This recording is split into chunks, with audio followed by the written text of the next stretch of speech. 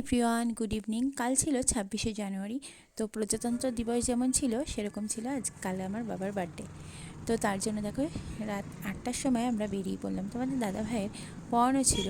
তো যাই হোক, এসে চলে গেলাম আমরা প্রথমে অবসরে। এখান থেকে বিরিয়ানির প্যাকেট নিয়ে নিয়েছিলাম, আর তারপরে চলে গেলাম কেকের দোকানে। তো একটা কেক নিয়ে নিয়েছিলাম। তো তাতে লিখে দিয়েছিলাম হ্যাপি বার্থডে বাবা। তো যাই হোক, আজকে আমার বাবার বার্থডে ছিল।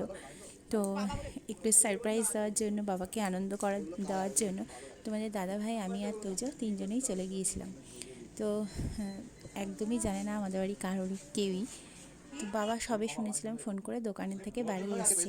আর এই দেখো, বাবাকে পুরী থেকে এনে দিয়েছিলাম এই যে নতুন পাঞ্জাবিটা পরিয়ে বাবার কেক কাটিং করালাম।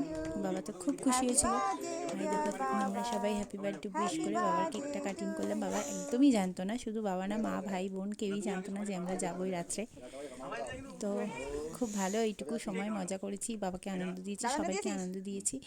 আর রাতে খাওয়ার জন্য আমরা নিয়ে গেছিলাম বিরিয়ানি, সবাই মিলে খাবো একসাথে। অনেক দিন খাওয়া দাওয়া হয় না, তাই বিরিয়ানিটা এনজয় করলাম। ভিডিওটি ভালো লাগে লাইক করো, টাটা।